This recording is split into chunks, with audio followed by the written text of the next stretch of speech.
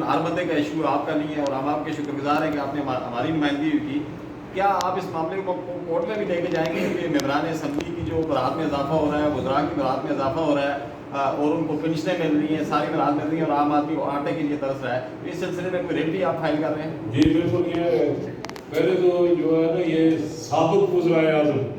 جو سابق وزرائے اعظم کی مراد جو وہ ان کو کیا ہے اس کا بھی، اور باقی بھی جو آپ جتنی جو ہے یہ انجسٹیفائڈ جتنی بھی مراد ہیں ان سب پہ جو ہے انشاءاللہ وہ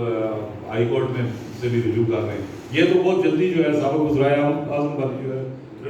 ودن سم ڈیز. اور میں آپ کو یہ بتاؤں کہ ہمارا اس میں مین پوائنٹ کیا ہے کہ جو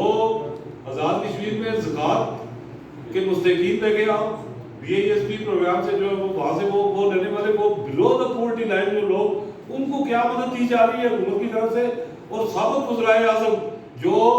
مطلب جو آزاد کشمیر میں سب سے بڑا ظلم یہ ہے کہ ایون کہ پاکستان میں بھی جو ایک جیسے کہ ہمارا سسٹم ہے لیکن وہاں میں بھی کوئی نہ کوئی تھریٹ اکاؤنٹیبلٹی کا کوئی نہ کوئی قائم کیا جاتا ہے. آزاد کشمیر میں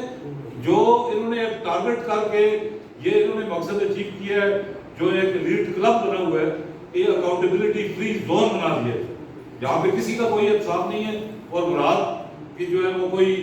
عادی نہیں ہے کہ جس میں وہ یہ ان سارے معاملات کو ہم کورٹس میں ملے. اچھا شارٹ سا سوال سر آپ دونوں سے ہے کہ آپ نے 31 مارچ کو پی جام اور شٹر ڈاؤن کی جو کال دی ہے اگست کو، 31 اگست کو، تو اگر اس کال